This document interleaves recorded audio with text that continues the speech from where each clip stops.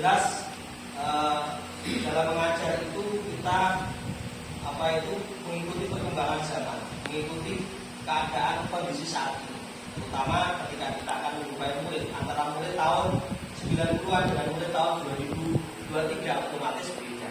Jadi perlakuannya nanti juga beda. Yang dulu tidak mengenal gadget sama sekali, dan sekarang apa-apa sudah pakai HP. Muncul tadi ada Islam. Di sini maka masalah-masalah yang baik atau budaya-budaya yang positif ini perlu dikembangkan kembali. Di sini ada sebuah pertanyaan pemantik. Ini dengan nanti setuju atau tidak? Setuju atau tidak? Yang pertama, hukuman dapat mendisiplinkan anak. Kira-kira setuju atau tidak? Setuju. Jadi dapat. Yang kedua, pemberian hukuman dengan hal positif seperti membaca atau membersihkan halaman sekolah dapat meningkatkan disiplin anak. Kira-kira tidak setuju? Jadi tidak. Yang punya pendapat untuk yang pertama siapa yang setuju? Setuju Pak? Setuju. Setuju. Yang kedua? Semua setuju? Oke, kita bahas lagi. Yang ketiga, memberi penghargaan dapat meningkatkan motivasi belajar anak. Setuju? Setuju. Ini adalah pertanyaan yang nanti kita bahas satu persatu. Kita perhatikan di sini.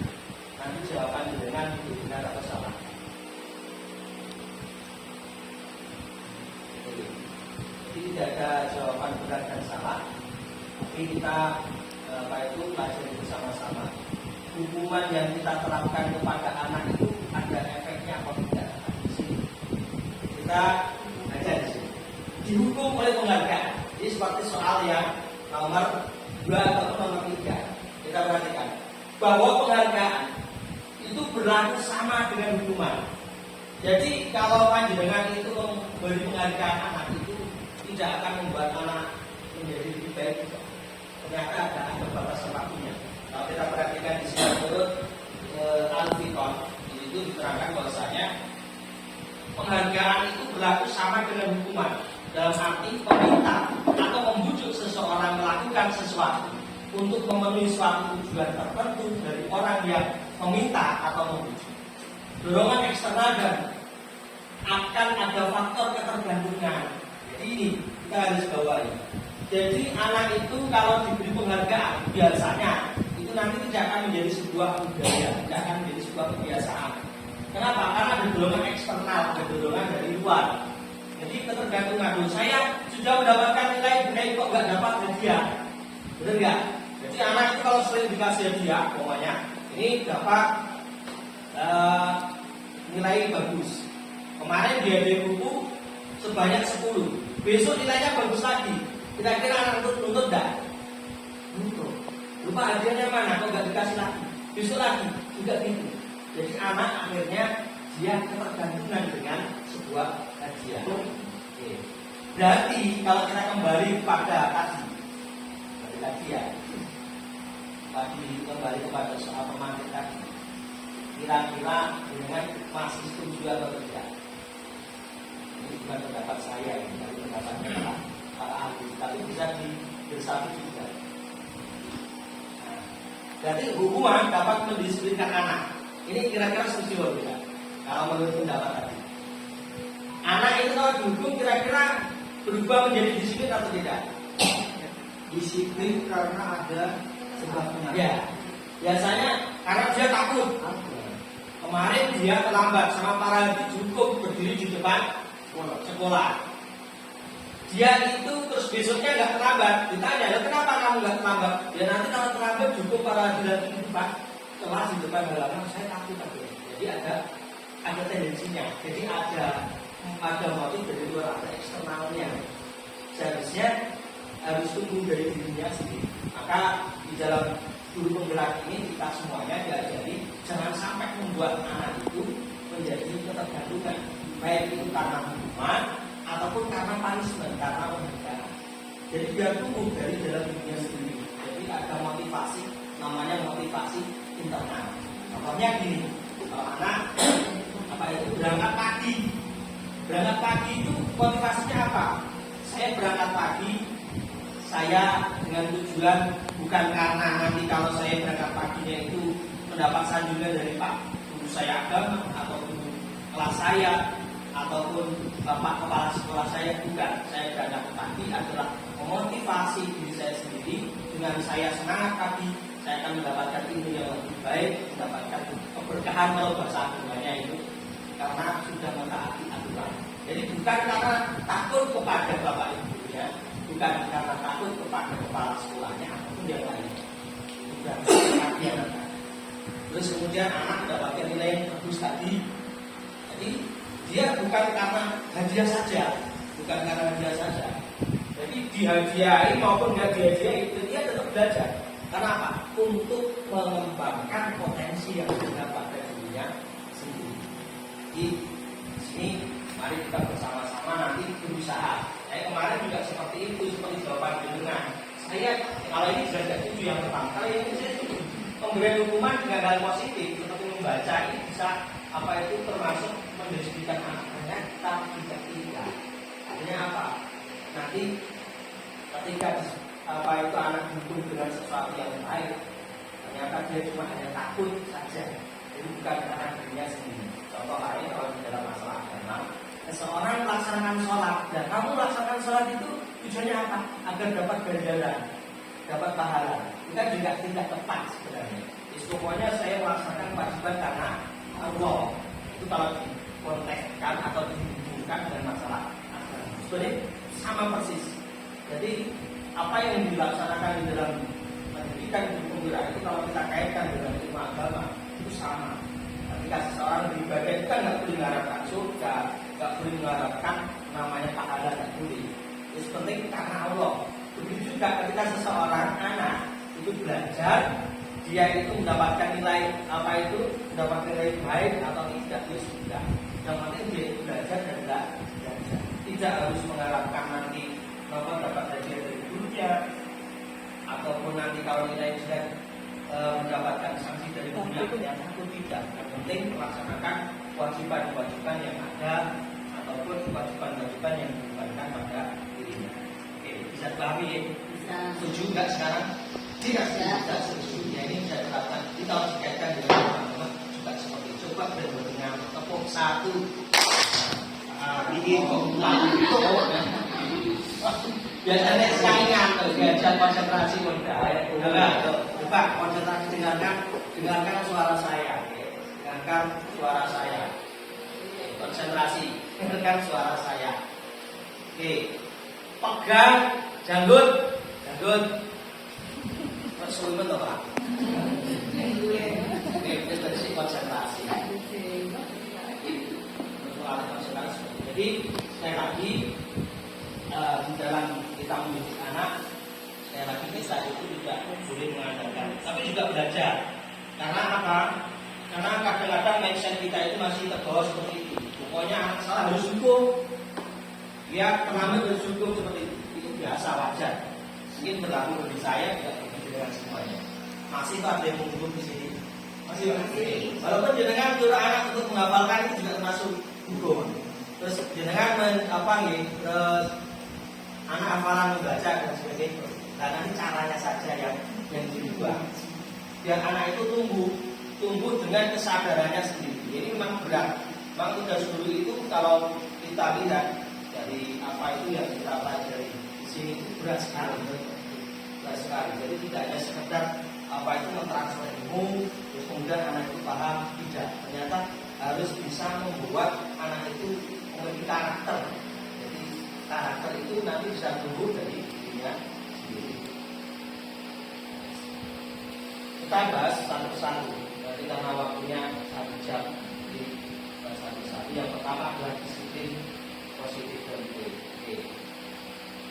Di sini ada sebuah paradigma sebagai anak-anak saja. Di situ ada kegiatan. Jadi kita pelajari sama. Di situ ada paradigma yang mana kegiatan ini mengepal tangan. Ada si A dan si B. Anda dan teman Anda disuruh menyobek sebuah kertas kecil.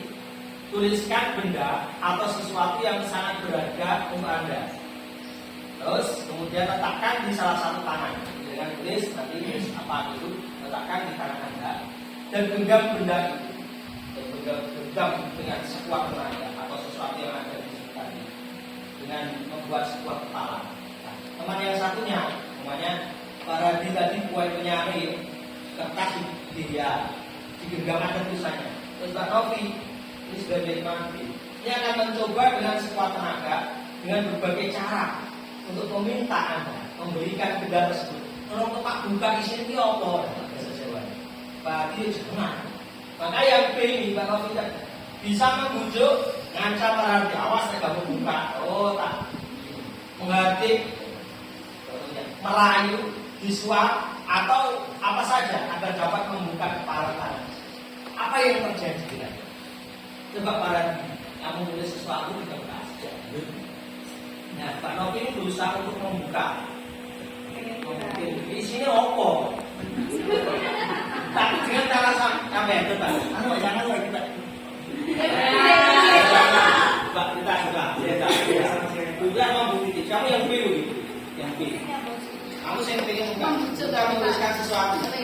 Sesuatu itu ini, sesuatu itu tidak diketahui oleh Bu Fitri dan Bu Fitri pengen tahu sesuatu yang ditulis Bu Fitra. Bu Prita.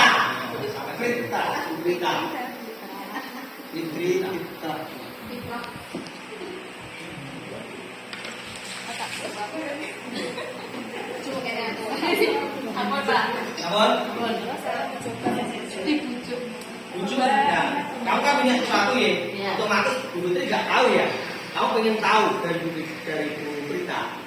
Kayu kan? Boleh tidak?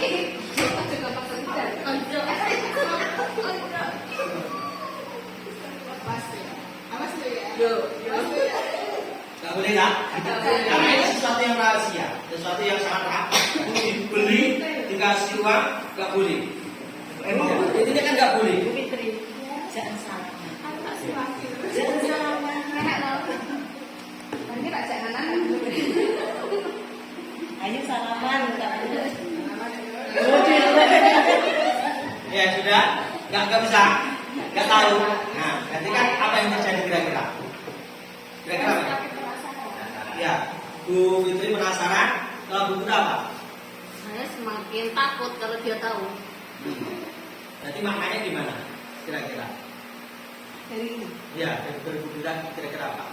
Karena itu suatu rahasia, jadi Dia harus ya, dipertahankan. betul. Jadi harus punya apa istilahnya? Seseorang itu harus punya pendirian.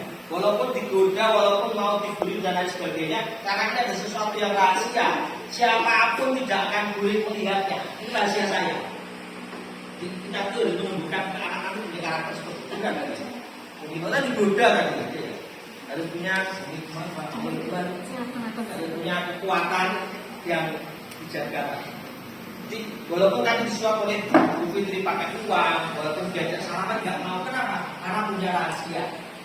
Jadi seseorang itu makna yang pertama, kalau sudah punya rahasia, punya komitmen yang tinggi, maka digoda seperti apapun nggak bisa.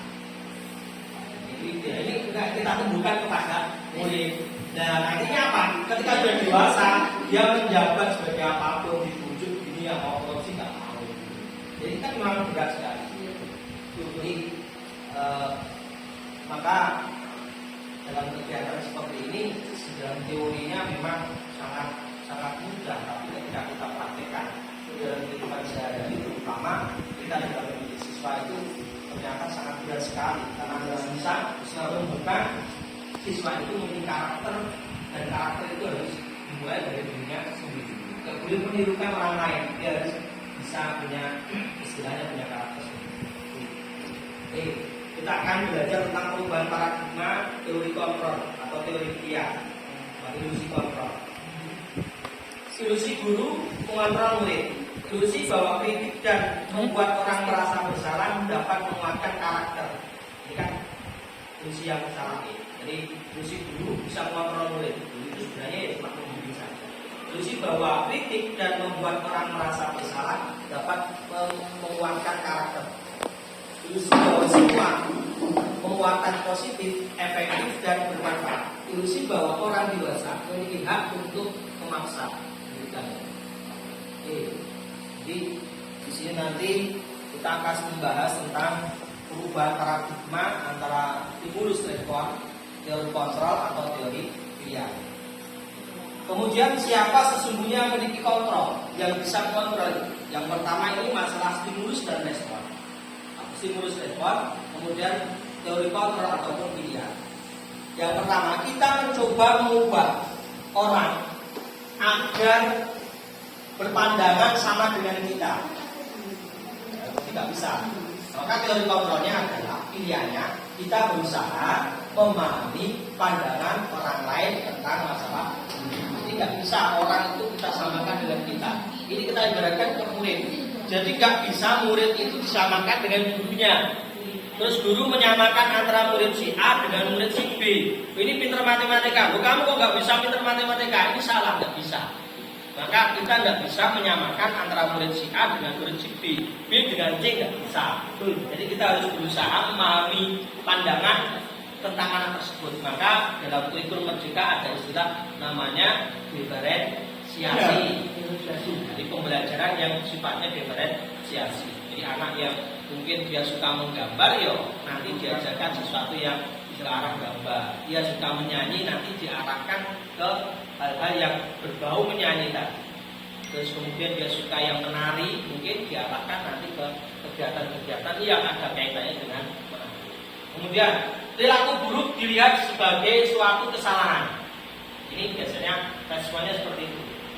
Kita harus bisa mengontrol. Pilihannya adalah semua perilaku memiliki tujuan. Maksudnya apa? Jadi kalau ada orang melakukan buruk, itu pandangan kita secara respon itu berarti perilaku yang salah. Ada orang mencuri, salah enggak? Mencuri salah. Kita bisa apa ya? Cek dengan sebuah kontrol atau pilihan. Mungkin dia mencuri, ya memang perbuatan secaranya salah. Ada tujuan tertentu karena dia itu mungkin nggak bisa makan, terus kemudian terpaksa, atau mungkin karena dia itu dihapusi orang lain, itu barangnya sendiri akhirnya diambil lagi, karena itu barangnya sendiri kok tadi itu diambil dan kembali. Kalau di dalam rumah kalau kita kaitkan, kita itu tidak boleh sungguhan, tidak boleh berprasangka baik dengan orang lain, bahkan kepada pencuri itu tidak boleh untuk tidak boleh berprasangka buruk, ya tidak boleh berprasangka buruk atau sungguhan. Kita lanjutkan. Orang lain bisa mengontrol saya. Contohnya teori kontrol pilihannya adalah hanya Anda yang bisa mengontrol diri Anda. Jadi kita bisa menanamkan kepada siswa bahwa siswa itu nanti bisa menunjukkan karakter dari dirinya sendiri. Jadi tanpa adanya kontrol dari orang lain. Contohnya ketika dia itu dihukum, ketika dia itu terlambat dihukum, jangan sampai dia itu besoknya menjadi anak yang disiplin gara-gara karena takut dihukum. Jangan sampai menunjukkan anak gara-gara ini, gara-gara takut ini, atau gara-gara ingin mendapatkan hadiah. Harus berada di dalam nonton itu dirinya sendiri. Tunggu bahwasanya itu adalah semangat dari dirinya, bukan karena apa-apa. Selanjutnya saya bisa mengontrol orang lain. Terus jawab dengan teori kontrol atau pilihannya adalah Anda tidak bisa mengontrol orang lain. Karena apa? Orang lain itu sendirilah yang bisa mengontrol dirinya sendiri. Kemudian pemaksaan ada pada saat rujukan gagal. Nah, rujukannya gagal itu biasanya otomatis akhirnya terus dipaksa. Kalau tadi Bu berita tadi kan sudah dibujuk gini akhirnya dipaksa, tak jotos kan. Karena apa? Sudah dibujuk gini nggak bisa. Makanya anak sekarang itu tidak banyak yang melakukan seperti ini. Dia bujuk gagal akhirnya dipaksa, bahkan sampai penyiksaan.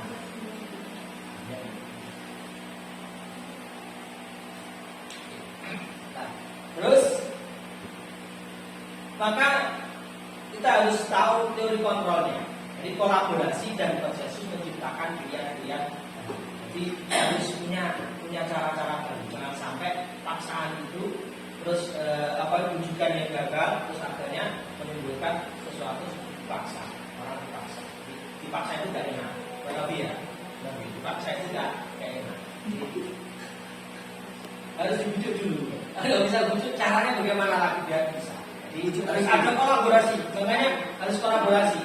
Orang tidak bisa, kita tidak bisa membujuk anak untuk belajar lagi, maka harus adanya kolaborasi. Dan kolaborasinya bagaimana? Kolaborasi kita dengan orang tuanya, atau mungkin dengan temannya, atau mungkin dengan lingkungannya, atau mungkin dengan ya kepala sekolah ataupun komite dan sebagainya. Jadi tidak boleh langsung dipaksa. Ini yang biasanya kita laksanakan saat ini, kita paksa. Dibujuk pakai ini tidak boleh paksa.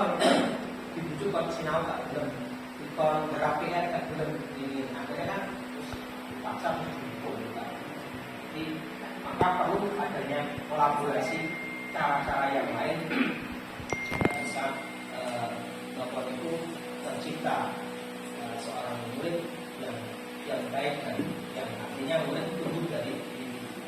Kemudian model berpikir yang menang atau kalah. Kemudian model berpikir menang atau kalah ini sama model berpikir yang selalu menang. Jadi kita harus tahu bahwasanya ketika berpikir sesuatu menumbuhkan kepada anak, entah itu anak itu bisa nggak bisa, pokoknya di dalam hati harus menumbuhkan saya bisa, pokoknya saya pernah walaupun nyatanya itu kan. Jadi harus semangat gitu. Anak nggak bisa itu jangan sampai dijatuhkan. Kamu itu bodoh, kamu itu nggak lagi belajar, boleh tapi tidak diperkenankan. Maka kita harus membuat anak itu, oh kamu itu nggak bisa, pokoknya ya. Pak saya nggak bisa, kamu bisa sebenarnya karena kamu mungkin ini belum semangat ketika belajarnya. Oh mungkin kamu bacanya masih kurang. Oh mungkin kamu masih ini bacanya belum sangat tuntas, jadi kamu nggak bisa mengerjakan. Jadi ketika anak kadang-kadang kan pesimis, Pak ini sulit soalnya Pak. Oh ini nggak bisa Pak saya. Jadi kita harus beri semangat. Kamu pasti bisa. Mungkin kamu belum sampai ke situ. Kamu pasti suatu saat akan bisa. Jadi di dalam pembelajaran budaya positif seperti ini perlu kita terapkan bersama-sama nanti di sekolah. Oke, sampai di sini sebelum kita lanjutkan mungkin bisa direfleksi, semoga bisa merefleksi yang kita dapatkan dari saat sebelum kita lanjutkan. Untuk Bu Novi, nah, di situ aja. Saya lagi nggak apa-apa. Biar nanti tidak pidato di depan terus. Ini kan tidak boleh pidato di depan. Yang boleh itu balik kan. Refleksi itu apa refleksi? Refleksi itu kalau bahasanya itu yang mengungkap kembali. Oh, intinya. Pak Eka Pak, aku nggak tahu. Kalau Pak Eka, yang kita dapatkan apa kira-kira? Intinya dalam pembelajaran kita tidak boleh memberikan hukuman kepada anak. Oke, bagus. Boleh bukan memberikan hukuman, tapi selain dari hukuman memotivasi kepada anak. Oke, bagus. Ya, jadi pendapat itu tidak ada yang salah. Kalau pemerintah gimana? Ya, sama seperti Bu Novi, bahwa kita itu tidak boleh memberi hukuman kepada anak, kita harus memberi motivasi kepada anak agar hal-hal yang bersifat positif itu bisa muncul dari dirinya sendiri tanpa ada hukuman ataupun ribut dan sebagainya. Oke ya, bagus. Jadi kita harus bisa menunjukkan anak itu tidak adanya kita terbandingkan. Jadi sih, jangan sampai anak itu nanti tumbuh belajar gara-gara adanya perbandingan. Dia keterpaksaan, perbandingan itu. Kita sekarang akan membahas masalah disiplin. Kita tahu semuanya. Kita setiap hari lebih sering mengatakan kita harus disiplin, kita harus disiplin dalam apapun. Karena ini perintahnya sangat jelas sekali. Oke, disiplin, nah saya sudah baca saja. Berasal dari bahasa Latin disiplina, yang artinya belajar. Makna asal dari kata berkonotasi dengan disiplin diri dari murid-murid. Ini berasal menurut pendapat dari Sokrates dan Plato. Disiplin diri membuat orang menggali potensinya menuju sebuah tujuan apa yang dia hargai. Dan namun dalam budaya kita sehari-hari, makna kata disiplin telah berubah menjadi sesuatu yang dilakukan seseorang pada orang lain untuk mendapatkan kepatuhan. Soalnya dihitung tadi, akhirnya orang berpikir. Kecenderungan umum adalah menghubungkan kata disiplin dengan ketidaknyamanan bukan dengan apa yang kita hargai atau pencapaian suatu tujuan kuliah. Biasanya dijauhin itu membuat orang tidak nyaman, Tertekan. itu yang ada pada diri kita. Oke. Sekarang kita membahas tentang, kita lanjutkan biar waktunya cukup. Nilai-nilai kebijakan universal. Nanti ada briefnya nanti terakhir.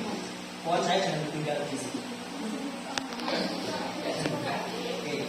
Sekarang nilai-nilai kebajikan adalah sifat-sifat positif manusia yang merupakan tujuan mulia yang ingin dicapai setiap individu. Nilai-nilai tersebut bersifat universal, bersifat umum dan lintas bahasa, suku bangsa, agama maupun latar belakang. Ini menurut William, setiap perilaku atau perbuatan memiliki suatu tujuan. Dengan mengaitkan nilai-nilai kebajikan yang diyakini seorang, maka motivasi intrinsiknya akan terbangun, sehingga menggerakkan motivasi dalam diri untuk dapat mencapai tujuan mulia yang diinginkan. Kalau menurut Diane Bosen, nilai-nilai kebajikan yang ingin dicapai oleh setiap anak Indonesia kita kenal dengan ini profil pelajar Pancasila. Ya. Jadi profil pelajar Pancasila yang dilaksanakan di Guru Merdeka. Ini ada kaitannya dengan pembukaan seperti ini. Jadi yang pertama beriman, tanpa bertujuan yang maksa dan berakhlak mulia. Kita menginginkan pasti anak didik kita semuanya seperti ini. Beriman, beriman, bertakwa pada Tuhan yang Maha Esa dan mulia, mandiri, otomatis dia tidak manja, tidak tergantung pada orang lain, bernalar kritis, berkebinekaan global karena Indonesia ini terdiri dari berbagai macam suku bangsa, bahasa, adat istiadat, agamanya juga seperti itu, maka perlu yang namanya kebinekaan global. Kalau dalam bahasa agamanya kita toleransi atau tasamuh pun kita juga ada uji kuatkan lagi dengan istilah tawasud. Kemudian ada kreatif, ini perlu kreatif senang dulu. Kalau nggak kreatif nanti jemu anak-anak itu. Kalau kita boleh duduk-dudukan terus nggak ada permainannya gitu, nggak ada sedikit dengan takut dengan yang lain yang mengatakan apa itu dia jemu. Oleh sebab itu maka biar tidak jemu tak ada permainan itu Pak. Iya. Ikuti. Aku kalau saya berdiri tepuk. Kalau saya gerakan diri tepuk. Kalau semakin keras semakin keras. Dua.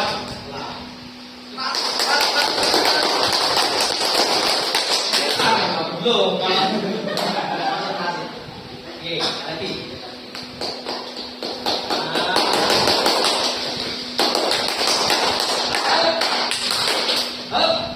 Oke, dah. Kita lanjutkan. Jadi saya punya 2 segitiga. Biar untuk setelah konsentrasi, setelah tadi tak kembangkan lagi konsentrasinya. Saya punya 2 segitiga. Siapa yang bisa mengubah menjadi 4 segitiga? 4 segitiga. Ini ada 2 segitiga, silakan ubah menjadi 4 segitiga. Dari 4 segitiga. Jadi 4. Ya. Dari 4. Dari 2 segitiga kamu ubah menjadi 4 segitiga. Garis reset. Oh, iya. Jadi apa yang bisa? Satu kali garis ya? Cepat. 4 segitiga. Dari 2 segitiga itu juga menjadi 4 segitiga.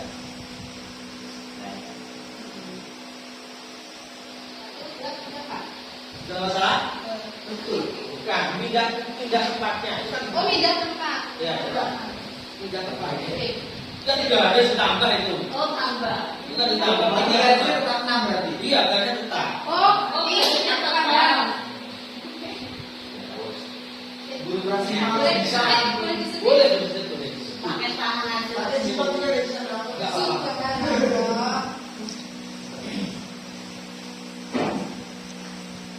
Tiga. Tidak mati.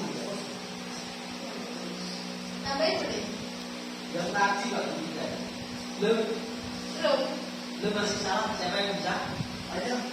Tadi bisa tadi. Dari 2 segitiga menjadi 4 segitiga. Main logika ya logika. Ada? Gak ada yang bisa? Gak ada yang bisa.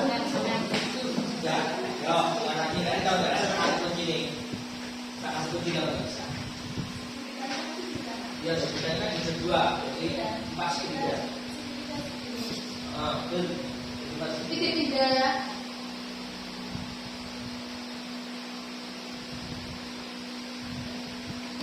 Oh, karena itu. Ini betul. Betul. Kan segitiga sembarang. Ini kan cuma merubah saja, merubah sisinya saja. Bukan kalau ini ya, ini kan 2 segitiga, biar 4 toh. Dari ini kan kayu ke sini, dapur juga, tidak ke sini. Jaga dulu, yang 4 segitiga. Wah. Betul? Jadi gak menambah garis. Yang menambah garis, taruh bahasa aja garisnya ke sini. Dari sini nanti kita tidak, kan nggak nambah. Bukan jadi angka. Dan pas segitiga, itu kan juga permainan. Berarti kenapa bener? Oke, Oke, kita lanjutkan ke motivasi. Ini masalah motivasi. Teori motivasi perilaku manusia. Ada motivasi eksternal, ada motivasi internal yang kita bahas. 1, untuk menghindari ketidaknyamanan atau hukuman. Apa yang akan terjadi apabila saya tidak melakukannya? Biasanya kan hukuman. Kalau saya tidak mengikuti apa yang disarankan oleh Bu Suci, otomatis saya dapat hukuman. Namanya motivasi internal. Terus untuk mendapatkan imbalan dari orang lain atau institusi, apa yang akan saya dapatkan apabila saya melakukannya? Oh ya, saya kemarin mengerjakan agama dari Bu Suci, dapat 100, otomatis saya akan dapat hadiah. Namanya motivasi eksternal. Jadi tadi dihukum, diberi hadiah, itu jadi eksternal. Maka harus bisa untuk menghargai diri sendiri. Saya akan menjadi orang yang seperti apa bila saya melakukannya. Yang inilah yang dikatakan motivasi internal yang disebut dari dirinya. Itu juga disiplin positif itu ya sini. Jadi untuk menghargai dirinya sendiri, bukan karena takut hukuman, bukan karena ingin dapat hadiah, tapi apa? Untuk menghargai diri sendiri. Saya ikut belajar itu biar menjadi seperti itu. Saya itu rajin belajar, saya biar bisa seperti ini. Ini tuntutannya bukan karena takut kepada orang lain, bukan karena dapat hadiah. Itu kompak sekali dengan ajaran agama. Jadi lillahi ta'ala bahasanya. Ikhlas. Itu tujuan disiplin dia seperti lillahi ta'ala. Oh, lanjut. Mau paham ini ya? Paham. Enggak. Maka yang didengungkan saat ini adalah merdeka. Kalau kita sudah merdeka lebih dahulu sejak tahun 45, tapi dengan pendidikan mungkin belum akan merdeka. Kalau menurut diajar Tuhan Toro disingkat hati, merdeka itu artinya tidak hanya terlepas dari perintah, akan tetapi juga cakap buat pemerintah diri sendiri, bukan memerintah orang lain, tapi memerintah diri sendiri. Memerintah orang lain kan banyak, kita sering memerintah orang lain, perintah murid, otomatis. Tapi sebenarnya kita bisa memerintah diri. Memerintah diri itu bagaimana? Bawahnya kita itu masih malas, terus kemudian aku harus susah rajin, aku harus itu namanya memerintah diri. Harus motivasinya dari sendiri. Oke. Sekarang ini yang tadi ya dukung dengan suka belakang tadi kan sama buat hukuman. Dukung belakang tadi sama. Oke, lanjutkan sekarang dari sini. Dalam diberikan apresiasi. Ketika seseorang mendapatkan sesuatu yang baik atau yang jelek, maka harus ada apresiasi. Beri pengakuan secara khusus. Kalau anak itu pintar ya, diapresiasi khusus. Gak usah difronkan dengan temannya, nanti akan terjadi kecemburuan sosial. Kita sekarang nggak boleh dalam sekolah, dalam satu kelas memperhatikan satu anak, tapi yang diperhatikan si pintar, dari si bodoh nggak diperhatikan. Mana dulu saya kuat dulu, diperhatikan. Terus memberikan pengakuan secara pribadi, disampaikan secara pribadi. Memberikan pengakuan kepada semua murid secara bergantian. Kalau memang memberikan panis apresiasi ya diberikan, oh Pak berarti luar biasa. Bu Novi sangat jos, Mas Eka luar biasa, Pak Adi oke, ya sendiri apresiasi jadi nggak boleh saling apa itu. Beri pengakuan secara konsisten. Ini teorinya jadi konsisten, bahasa agamanya secara istiqomah, berat sekali. Jadi beri pengakuan baik itu juga harus konsisten. Karena apa? Kalau sudah konsisten, katanya kita tadi akan menjadi sebuah budaya.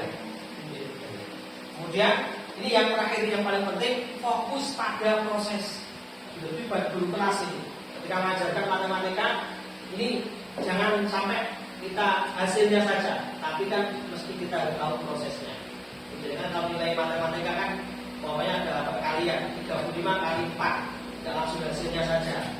Hasilnya 143, tidak ada caranya. Kita harus tahu prosesnya. Walaupun salah, kalau itu ada prosesnya kita pelajari. Jadi tidak harus secara instansi, tidak harus hasilnya saja. Karena mungkin belum bisa sadari dan kita sadari. Jadi sekarang ini kita diajari untuk menjadi orang yang sabar di dalam mengajar. Tapi kenyataannya berat. Berat atau tidak? Berat toh? Berat lah disuruh sabar itu. Berat lah. Ini apa Mas Rogi? Ternyata dengan mengajar itu berat sekali. Sekarang ini disuruh. Ini apresiasi dan kebajikan seperti itu. Kemarin saya perhatikan, saya menghargai, terima kasih untuk alamat yang saya. Nah ini, di sini kita akan membahas masalah hukuman atau konsekuensi. Jadi mungkin sudah pernah dengar hukuman dan konsekuensi. Nah, hukuman kan jelas ya. Kalau konsekuensi itu yang berbeda. Konsekuensi. Gini. Contoh. Seseorang ketika naik sepeda motor tidak membawa helm, kemudian dia jatuh.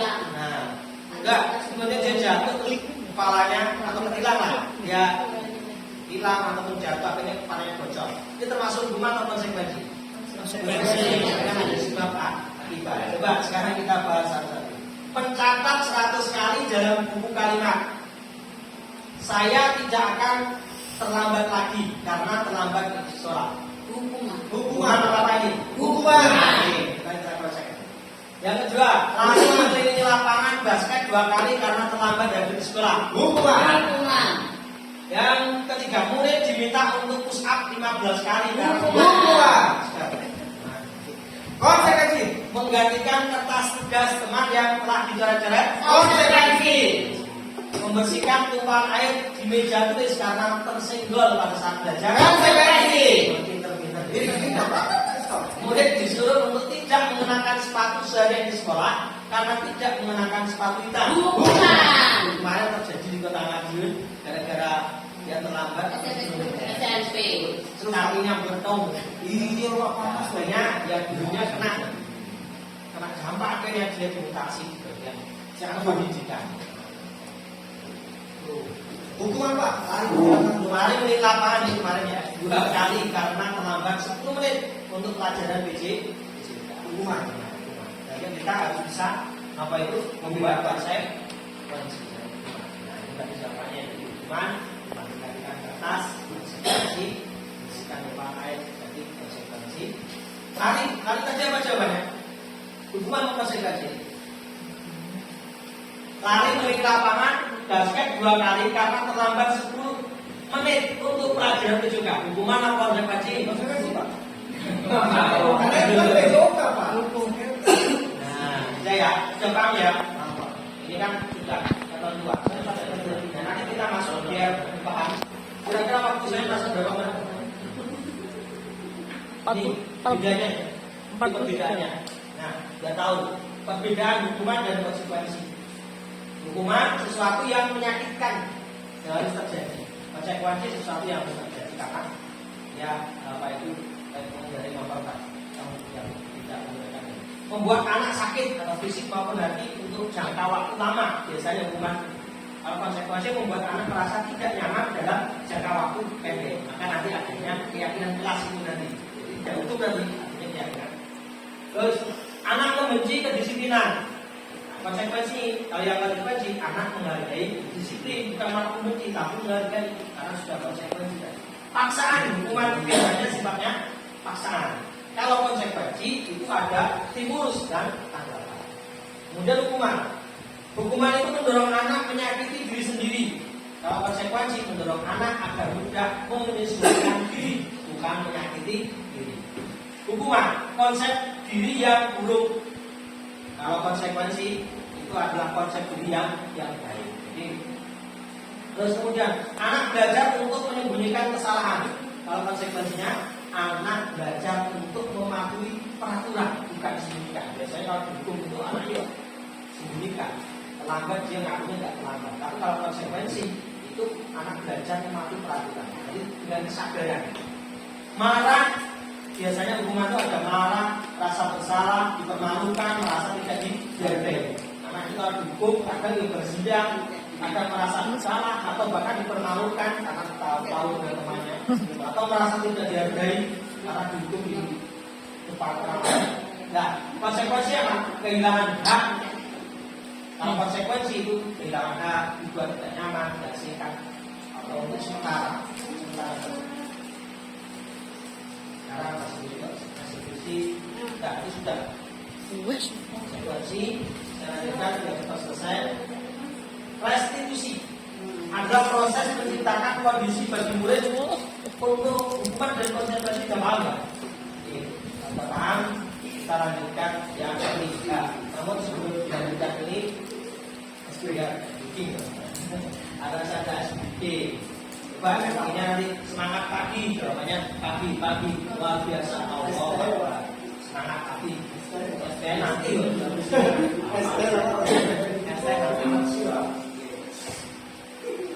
Pak, semangat pagi. Luar biasa.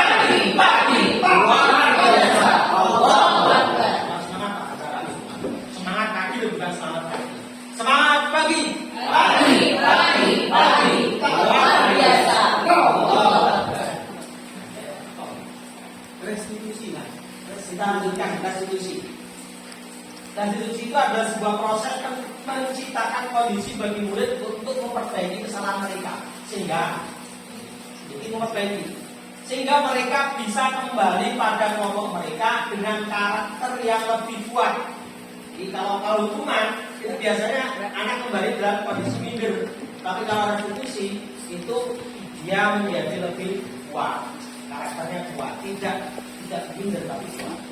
Terus kemudian restitusi juga merupakan proses kolaboratif yang mengajarkan murid untuk mencari solusi untuk masalah mereka. Jadi mencari solusi, bukan membuat masalah.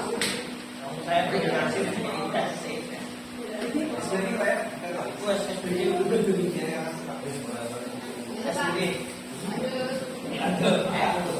Jadi ya sambil minum nggak apa-apa. Biasa, bisa juga tidak rumah biasa. Di rumah kan gitu. Terus kemudian lanjutkan dan membantu murid berpikir tentang orang seperti apa yang mereka ingin menjadi tujuan lebih mulia dan bagaimana mereka harus memperlakukan orang lain. Jadi menghargailah, bersifat menghargai orang lain. Dalam restitusi ini bukan membuat orang jadi minder, bukan membuat orang jadi salah. Jadi di sini ada hukuman, ada konsekuensi, ada restitusi. Jadi kita identitasnya kesuksesan. Kalau hukuman itu biasanya identitas menjadi orang gagal. Makanya kita harus menggunakan konsekuensi dan restitusi. Sesuatu yang menyakitkan tadi sudah. Kalau konsekuensi sesuatu harus terjadi. Kalau restitusi itu adalah merupakan pilihan. Kemudian konsekuensi tidak nyaman. Kalau restitusi itu menguatkan untuk murid atau anak dalam jangka waktu yang panjang. Kalau konsekuensi dalam jangka waktu yang pendek. Makanya tadi nggak bawa helm itu konsekuensinya kalau nggak ketangkap polisi ya itu kepalanya bocor. Kemudian yang berikutnya 1 dan 4 anak. Kalau hukuman murid atau anak akan tersakiti. Kalau konsekuensi murid atau anak dibuat tidak nyaman. Kalau restitusi murid atau anak mendapatkan penguatan, jadi lebih kuat lagi. Terus kemudian perilaku pasif agresif meningkat itu dalam hukuman. Kalau konsekuensi penguatan hanya bertahan dalam jangka waktu pendek. Kalau restitusi pada diajak musyawarah mungkin masalah bisa terpecahkan sistem tidak akan berjalan bila murid tidak takut melakukan monitoring dan supervisi terus menerus dulu itu baru konsekuensi. Salah satu si murid belajar bertanggung jawab untuk pelakunya.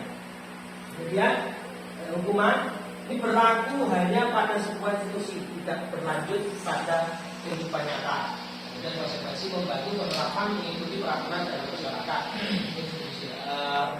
Institusinya fokus pada pemecahan masalah dan jangka waktu yang panjang. Jadi kalau kita perhatikan di sini, hukuman itu biasanya sifatnya negatif. Kalau konsekuensi itu ya netral, karena sebab akibat tadi yang paling bagus itu kita ambil yang restitusi pasti akan berhasil sesuatu yang baik. Nah, ciri-ciri restitusi ini, yang pertama bukan untuk menebus kesalahan, namun untuk belajar kesalahan, memperbaiki hukuman, tawaran, bukan paksaan. Restitusi menuntut untuk melihat ke dalam diri. Restitusi mencari kebutuhan dasar yang mendasari tindakan. Restitusi ini adalah cara yang paling baik. Restitusi fokus pada karakter, bukan tindakan. Restitusi fokus pada solusi. Mencari, makanya dalam bahasa kita adalah mencari solusi, mengucapkan solusi tanpa apa? Gajian itu bahasanya apa? Mengatasi masalah tanpa masalah, Pak. Betul, mengatasi masalah tanpa masalah. Iya, restitusi. Yang terakhir ini keyakinan kelas. Maka kita perlu adanya keyakinan kelas. Maka tidak peraturan keras, tapi yang kita buat adalah keyakinan kelas. Keyakinan kelas ini sebuah kolaborasi yang dilaksanakan. Keyakinannya nanti dilaksanakan secara bersama-sama. Saya kasih contoh, umpamanya nanti anak disuruh buat datang tepat waktu. Nah, itu sih anak masing-masing dulu membuat keyakinan kelas. Tugas yang terakhir kita membuat keyakinan kelas. Monggo, kita ada 5 keyakinan kelas, silakan ditulis masing-masing. Keyakinan kelas itu nanti diyakini terus dilaksanakan secara bersama. Nah, keyakinan kelas. Kalau ini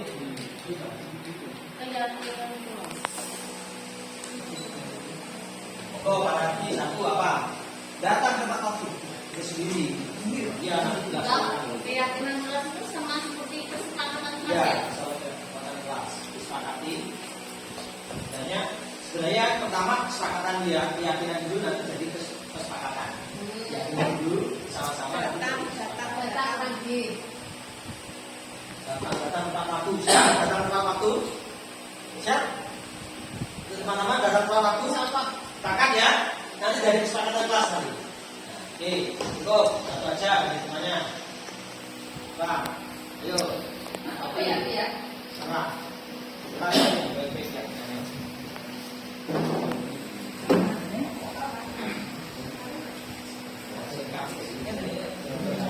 Satu apa yang masuk? Sama yang satu 3 menit, 51 menit. Oke, jadi salam setiap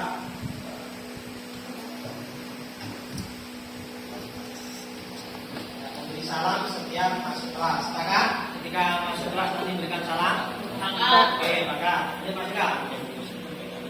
Kesepakatan yang dilakukan ketika masuk kelas.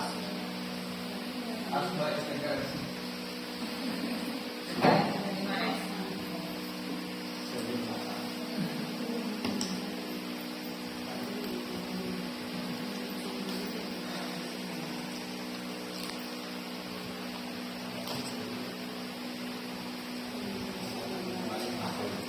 Pakai sepatu.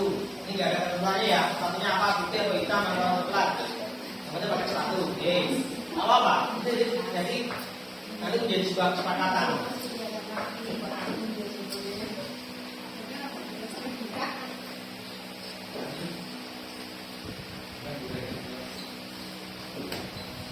Menjaga kebersihan.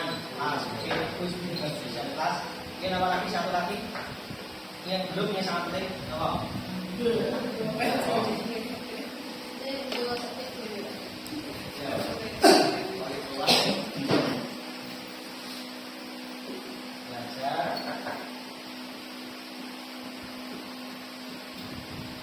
Belajar sopan,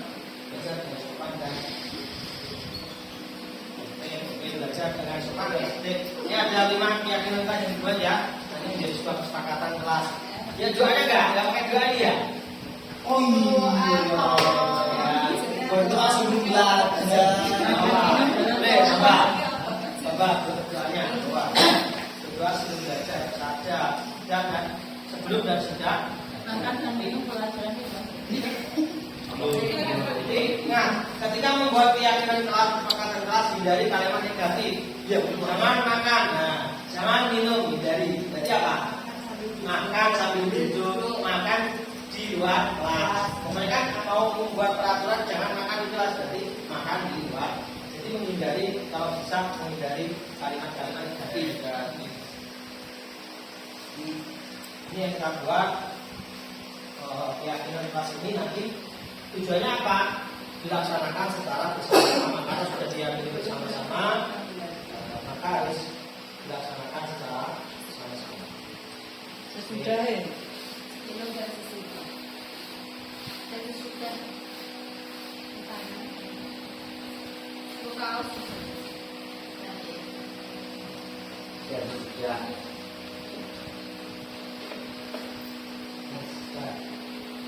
Langsung dia terakhir di dokter.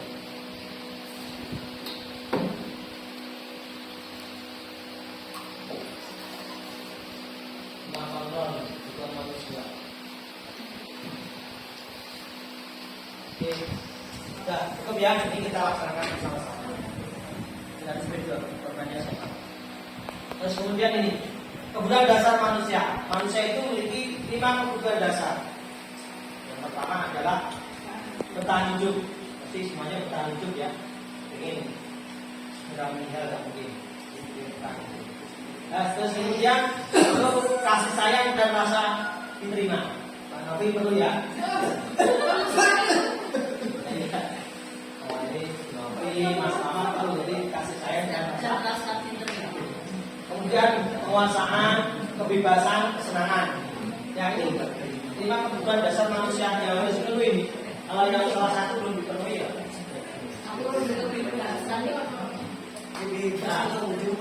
Posisi kontrol.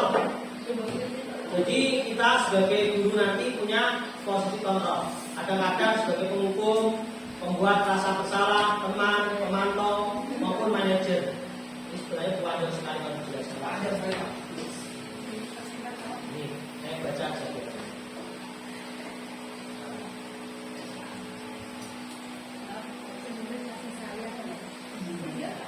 Belum. Jadi ketika ini penghukum, pokoknya ada guru mengatakan ini, penghukum itu biasanya menghargai, menunjuk-nunjuk, menyakiti dan menyindir. Kalau membuat salah, biasanya berceramah dan mengatakan seharusnya atau ibu kecewa, kalau kamu ngadani, dengan adanya anaknya. Ibu itu kecewa karena waktu ini, akhirnya membuat anak merasa bersalah. Teman membuatkan alasan-alasan untuk muridnya. Jadi murid itu seakan-akan dibuat apa itu seperti tenang, jangan sampai salah. Sebagai pemantau itu menghitung dan mengukur. Sebagai manajer mengajukan pertanyaan-pertanyaan. Dan yang telat, maka jangan langsung kita hukum, ditanya dulu. Kamu kenapa telat? Ini terus kalau telat, bapak juga sama seperti kamu kadang-kadang juga telat. Namun penjelasan lain kali jangan sampai telat lagi. Makanya di dalam sini kita diajari orang menjadi orang yang sangat sabar sekali. Walaupun yang kemudian karena kita harus berusaha menjadi orang yang sabar. Oke, ini masih ada waktu sekitar 5 menit atau 7 menit ya. Silakan untuk merefleksi dari apa yang sudah saya sampaikan tadi. Jadi sekarang ada refleksi dari teman. Silakan salah satu guru akan berada di sini. Apa yang dengan dapatkan?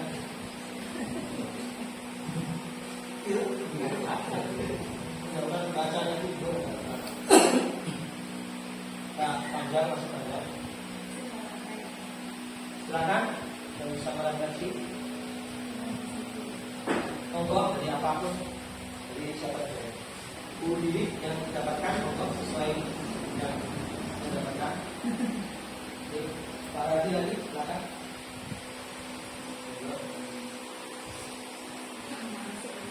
Yuk, yang musik dengan dapatkan nanti. Oh iya, tadi kita belajar mengenai hukuman, Ya, konsekuensi Ya. dan restitusi. Oke, oke. Jadi kalau hukuman itu dia sifatnya negatif, arahnya negatif. Ya. Kalau konsekuensi itu netral, kalau restitusi dia bersifat positif. Jadi selama ini saya merasakan dan mungkin teman-teman juga khususnya wali kelas ini banyak yang memberikan hukuman atau kesan negatif kepada murid-muridnya. Contoh, dia tidak ikut kelas, dia tidak mengerjakan soal. Jadi mungkin sebelum kita mengenal kita diajari Pak Imam ini, mungkin semua wali kelas seperti dia, betul ya? Ya. Jadi mudah-mudahan setelah ini, khususnya saya juga sebagai guru agama Islam di SD Coco 1, semoga kita bisa berubah menjadi yang lebih baik, memilih tadi restitusi yang mana itu bernilai positif terhadap kita maupun peserta didik di sekolah kita masing-masing. Seperti itu, Pak. Oke, terima kasih. Banyak yang sangat super sekali ya, luar biasa. Kita bisa kita dapatkan kepada dari ini sudah direfleksi oleh Pak Adi. Mungkin sebelum kita tutup ada beberapa pertanyaan mungkin kalau tidak ada yang langsung tutup. Sudah cukup ya? Ya. Alhamdulillah pada kesempatan ini kita bisa bertemu bersama-sama. Mudah-mudahan kita bisa melaksanakan, mempraktekkan sesuai dengan kemampuan kita masing-masing. Sebab itu mungkin saya pribadi apabila dalam menyampaikan menjelaskan ilmu yang saya dapatkan ini masih kurang sempurna karena saya sendiri masih belajar. Mudah-mudahan mohon dimaafkan dan mudah-mudahan kita bisa menambah ilmu, kita bisa memperjuangkan sekolah kita masing-masing, sehingga kita bisa membawa anak didik kita menjadi anak didik yang baik, menjadi anak didik yang sukses dunia maupun akhirat kelak. Amin. Kita tutup dengan bacaan hamdalah. Alhamdulillah. Subhanakallahumma